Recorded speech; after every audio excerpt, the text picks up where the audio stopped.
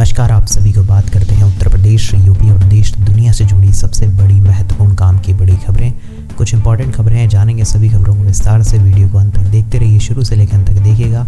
Video को like नहीं किया तो लाइक अभी से कर दीजिए। चलिए बात करते हैं सबसे पहली बड़ी महत्वपूर्ण खबर की तरफ। जी हाँ, सबसे पहले बताएंगे आपको यूपी के वेदर के बारे में। आज से मौसम लेगा करवट, कोहरे के साथ बढ़ेगी ठंड, गिरेगा तापमान। जी हाँ, आपको बता देना चाहते हैं यूपी में शुक्रवार से मौसम करवट बदल लेगा और मध्यम कोहरे की शुरुआत के साथ तापमान में भी गिरावट होगी। 3 दिसंबर के बाद सड़कों पर कोहरा दिखाई देगा। मौसम विभाग के अनुसार हवा में नमी का स्तर भी 97% दर्ज किया गया है। चलिए इसी के साथ बढ़ते हैं और जान लेते हैं अगली बड़ी खबर। यूपी के किसानों को लेकर योगी का सरकार का बड़ा कदम, फ्री में दी जाएगी फसलों के बीज की किट। आपको बता दें, यूपी के किसानों को लेकर योगी सरकार ने बड़ा कदम उठाया है। योगी सरकार दलहन और तिलहन की खेती में देश और प्रदेश को आत्मनिर्भर बनाने की तैयारी में है। जी हाँ, इसके लिए लगातार प्रयास किए जा रहे हैं। अगले कुछ वर्षों में प्रदेश में दलहन एवं तिलहन के मामले से आत्मनिर्भर हो जाएगा। वाकई में बहुत ही अच्छा कदम किया जा रहा है। चलिए इसी के साथ बढ़ते हैं अगली बड़ी खबर की तरफ। विदेश भेजने के नाम पर फंसाया, जंगल में देते थे साइबर क्राइम की ट्रेनिंग, बचकर लौटे शिवेंद्र ने सुनाई है दास्तां। आपको बता दें, विदेश में नौकरी के नाम पर युवाओं को फंसाया जाता है। इसके बाद म्यांमार ले जाकर उन्हें जंगलों में आपराधिक गतिविधियों में लिप्त होने की ट्रेनिंग दी जाती है। अगर कोई विरोध करता है तो उसे प्रताड़ित करते हैं। जी हाँ, आपको बता दें, विदेश में नौकरी के नाम पर युवाओं को फंसाते हैं और वहाँ पर भागने पर करंट दिया जाता है और अगर किसी को बुखार आ जाए तो उस पर फाइन लगाते हैं। चीनी कंपनी के जंगल से लौटे कानपुर के युवक शिवेंद्र ने कई चौंकाने वाले दावे किए। उसने बताया कि थाईलैंड के बॉर्डर से सटे म्यांमार के इलाके में साइबर ठगी के लिए चाइनीज़ कंपनियों ने एक अलग दुनिया बसा रखी है। बॉर्डर के पास जंगलों में चाइनीज़ कंपनियों का खेल चल रहा है। तेज बोलने पर 1 लाख का जुर्माना है। W56 थी शिवेंद्र की पहचान। जी हाँ, शिवेंद्र ने बताया कि पूरी कंपनी में लोग कोड वर्ड में बात करते थे। शिवेंद्र को W56 कोड वर्ड दिया गया। कर्मचारी बातचीत में विभिन्न कोड और फर्जी नाम का प्रयोग करते थे। 5 कारों को बदल थाईलैंड से म्यांमार पहुंचा। प्रभात ने कराई थी दलाल से मुलाकात। तो काफ़ी सारी चीज़ें देखने को मिलती हैं। थोड़ा सा बच के रहिएगा। अगर आप लोग भी कहीं बाहर जाते हैं तो किसी के झांसे में मत आ जाइएगा। चलिए इसी के साथ बढ़ते हैं और जान लेते हैं अगली बड़ी खबर। ना दाल पतली होगी न तेल उबलेगा, सीएम योगी की आम लोगों को राहत के लिए बड़ी खबर। आपको बता दें, सीएम योगी आम लोगों को महंगाई से राहत देने के लिए बड़ी तैयारी कर रहे हैं। अगले कुछ वर्षों में प्रदेश में दलहन और तिलहन के मामले आत्मनिर्भर बनाएंगे। मांग और आपूर्ति में संतुलन होने से न तो आम आदमी के थाल की ताली पतली होगी और न ही तेल में उबाल आएगा।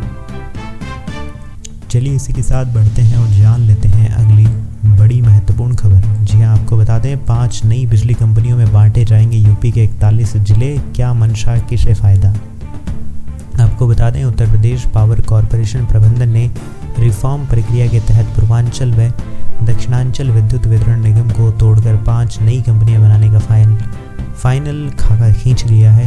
प्रदेश के 41 जिलों को इन 5 नई कंपनियों में बांटा जाएगा। चलिए इसी के साथ बढ़ते हैं और जान लेते हैं अगली बड़ी खबर की तरफ।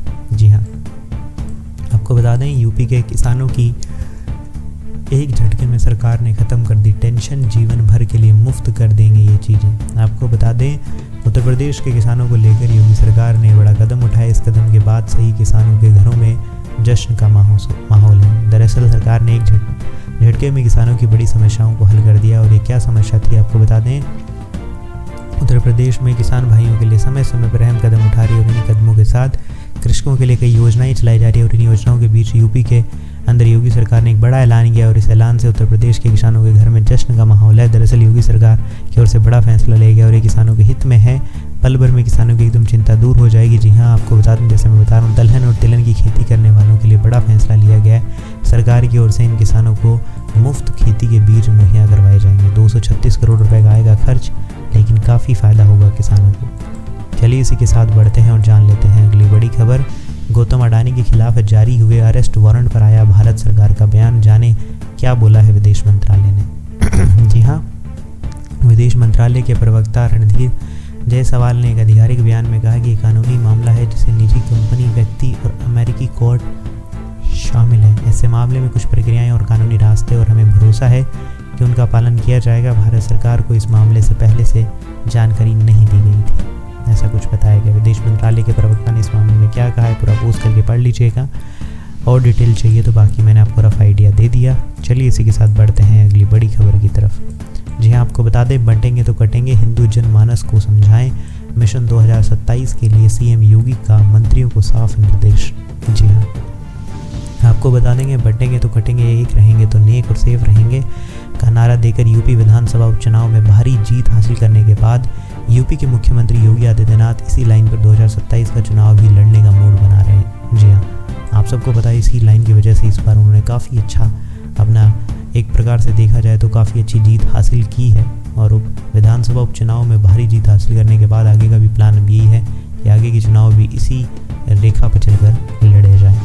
चलिए इसी के साथ बढ़ते हैं और जान लेते हैं अगली बड़ी खबर। जी हाँ, 2034 तक पीएम रहेंगे नरेंद्र मोदी, क्योंकि पाकिस्तान के एक्सपर्ट ने कर दी है भविष्यवाणी। आपको बता दें, पाकिस्तानी एक्सपर्ट कमर चीमा ने कहा है कि उन्हें लगता है कि पीएम मोदी फिट हैं, हेल्दी, और सबसे बड़ी बात उनका स्टाइल ऑफ पॉलिटिक्स और ब्रांड ऑफ पॉलिटिक्स लोगों को पसंद आता है। तो आने वाले समय में 2034 तक भारत की सत्ता में रहने वाले हैं, ऐसा कुछ पता है। बाकी देखते हैं क्या होता है, बाकी कोई अपडेट आएगा तो मैं आपको बताता रहूँगा, डोंट वरी। बाकी आपको क्या लगता है 2034 तक कौन रहना चाहिए, कमेंट्स में बताइएगा। चलिए इसी के साथ बढ़ते हैं अगली बड़ी खबर। संभल की जामा मस्जिद पर भाजपा विधायक शलभ मणि त्रिपाठी का नया दावा, बोले 2012 तक हरि मंदिर था।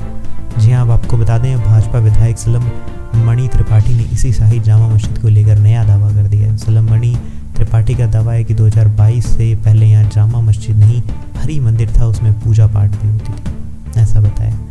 बाकी आप बताइए अपना कमेंट क्या हो सकता है इसमें। चलिए इसी के बाद बात कर लेते हैं बिहार बोर्ड के रिजल्ट के बारे में। रिजल्ट तो कैसे आएगा, जी हाँ, आपको बता दें जल्दी हो सकती है चीज़ें, इसलिए पहले आप तैयारी कर लो पेपर देने की। इंटर और मैट्रिक के डमी एडमिट कार्ड जारी कर दिए गए, 5 दिसंबर तक कर सकेंगे सुधार। जी हाँ, डेट शीट के इंतजार के बीच बिहार बोर्ड ने 10वीं और 12वीं के जो डमी एडमिट कार्ड है वो वेबसाइट पर जारी कर दिए हैं। 5 दिसंबर तक इसमें सुधार करने का मौका दिया गया है, तो सुधार कर लीजिएगा। उसके बाद प्रवेश पत्र को डाउनलोड कर जी हाँ हस्तगत करेंगे, और उसके बाद आगे की परीक्षाएँ जो होगी उसमें आप इस्तेमाल कर पाएंगे। चलिए इसी के साथ बढ़ते हैं और जान लेते हैं अगली बड़ी खबर।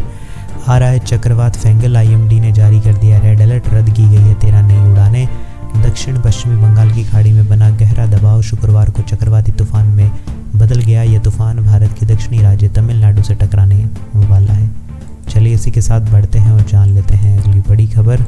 आपको बता दें, अडानी जो केस है उसके अंदर, जी हाँ, अडानी के अरेस्ट वारंट से जुड़े सवाल पर भारत सरकार का बयान, अमेरिका से नहीं मिला कोई अनुरोध। जी हाँ, भारत सरकार ने शुक्रवार को कहा कि रिश्वतखोरी के आरोपों में उद्योगपति गौतम अडानी के खिलाफ जारी अरेस्ट वारंट के बारे में उसे अमेरिका अधिकारियों से कोई अनुरोध नहीं मिला है। वाकई में ऐसा क्या हुआ है समझ नहीं आ रहा। बाकी आने वाले समय में जो कोई अपडेट आएगी बताता रहूँगा मैं आपको। चलिए इसी के साथ बढ़ते हैं और जान लेते हैं अगली बड़ी खबर। जी हाँ, पूरी तरह से टूट गया है कांग्रेस आम आदमी पार्टी का गठबंधन। कांग्रेस ने दिल्ली में अपने दम पर चुनाव लड़ने का किया है ऐलान, सियासी मंच बवाल मचना तय है। जी हाँ, बीजेपी और आप हमला बोलते हुए कहा कि सूबे की ध्वस्त कानून व्यवस्था के लिए दोनों पार्टियां जिम्मेदार है। दिल्ली अपराध में नंबर 1 और महिलाओं के साथ उत्पीड़न और यौन शोषण के मामलों के कारण कैपिटल बन चुकी है। जी हाँ, चलिए इसी के साथ बढ़ते हैं और जान लेते हैं अगली बड़ी खबर। जी हाँ, आपको बता दें, अब दिल्ली की कूच की तैयारी, धीरेन्द्र शास्त्री ने अगली यात्रा का किया ऐलान। कहाँ से शुरू होगी अगली यात्रा, आपको बता दें, धीरेन्द्र कृष्ण शास्त्री ने अब दिल्ली कूच करने की बात की है। जी हाँ, उन्होंने शुक्रवार को अपनी अगली यात्रा के बारे में घोषणा की। उन्होंने कहा कि जब तक हिंदू जाग नहीं जाता तब तक नहीं रुकने वाले। जी हाँ, वाकई में उनकी यह यात्रा एक प्रकार से बहुत बड़ी यात्रा होगी, जिसमें धीरेन्द्र शास्त्री जी ने 9 दिन की इस पद यात्रा में 160 किलोमीटर तक का सफर तय किया है। आपको बता दें, हिंदू एकता पद यात्रा है और वाकई में काफ़ी अच्छे लेवल पर ये यात्रा होने वाली है। जी हाँ, तो ये थी उत्तर प्रदेश, यूपी और देश दुनिया से जुड़ी सबसे बड़ी महत्वपूर्ण काम की बड़ी खबरें। कैसी लगी आपको सारी खबरें मुझे कमेंट्स में बताइएगा। वीडियो अच्छा लगा तो वीडियो को लाइक कर दीजिए, चैनल को सब्सक्राइब नहीं करेगा तो सब्सक्राइब करके घंटी के निशान को दबाना मत भूलिएगा। मैं मिलूंगा ऐसी अच्छी और वीडियो के साथ, तब तक के लिए जय श्री राम, जय हिंद, वंदे मातरम।